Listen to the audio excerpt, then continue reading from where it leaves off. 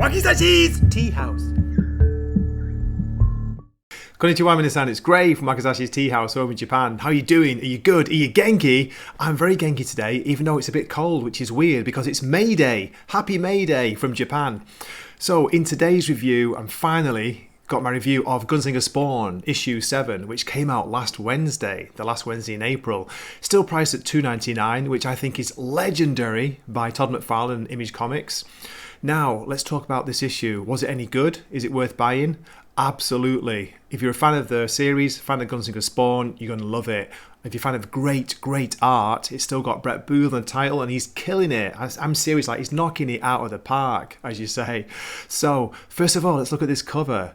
This is by an artist called Daniel Henriquez. How good is this? It's a close-up of Gunslinger Spawn's gun, his revolver, his pistol.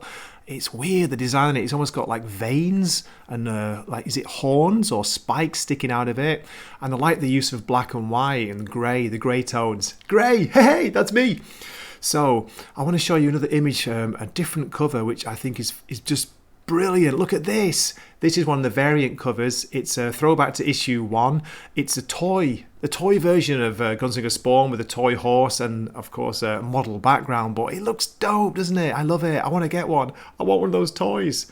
Don't worry, I'm not going to turn into Az and start doing like hot toys.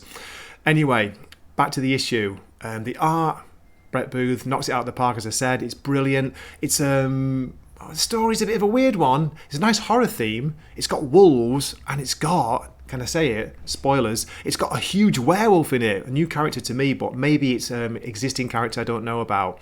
So yeah, without further ado, I gotta say, I'm going to go on with my short story summary and I'll show you some of the art as usual. So yeah, go out and buy it. I recommend it. This series has been great. I'm loving it. I'm loving Gunslinger Spawn.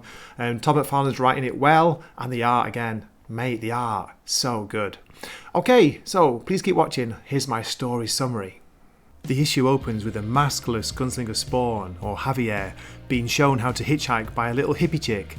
What do you think of the colours on this opening page? They're really bright. It's kind of unusual for a Gunslinger Spawn issue, but I like it. I also like the contrast of the big muscular Javi next to the little hippie chick, and she makes a funny comment about liking his retro dress style.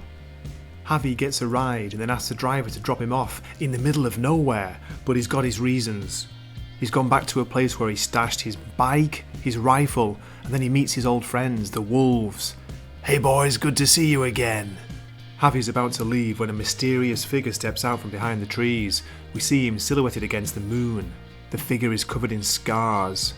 Something hits Javi's bike, knocking him off. Then we see the mysterious figure transform into a huge werewolf. Look at this double page spread by Brett Booth, it's fantastic. The art is so good here, the detail, the shading, the shadows, and the wolves in the background. Now you can see the moon. A violent fight breaks out between the werewolf and Gunslinger Spawn, and the wolves attack him too. The whole time he's fighting, he's asking, why do his enemies keep finding him? How are they able to track him down? Some great action scenes by Brett Booth again here. Look at this one, where you've got Javi, he's got his mask ripped off, he's punching the wolf's attacking him, his eyes are glowing green. It's so good.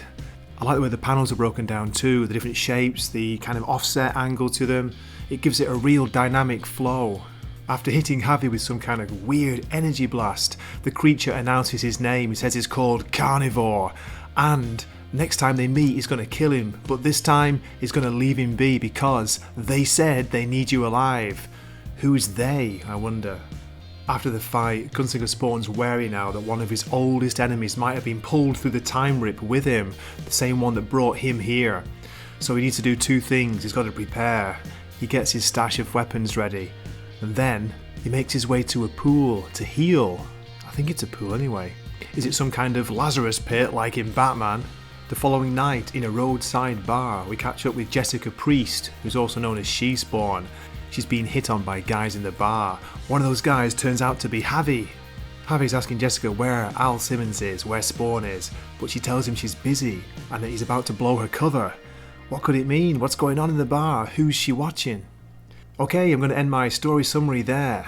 Okay, here we have the variant cover by artist Kevin Keane. What do you think of this one? It's a great image there. You got Gunslinger Spawn from the side, smoking gun, moon in the background. And we also get a preview for a next issue, which it says is out in April. But I'm recording this on the 1st of May, so I think it's going to be out in May. Great image there, huge explosion behind Gunslinger Spawn. Okay, so that's the end of my review. As always, thank you so much for watching. Please leave a comment if you've read the comic, if you've read the book. Are you reading the series? Are you reading any of the Spawn series? I'd love to hear from you. What do you think about it? And how good is it? It's still $2.99. Okay, this is Gray from Wakazashi's Tea House, signing off for the day here. Matane. Wakazashi's Tea House. Please subscribe.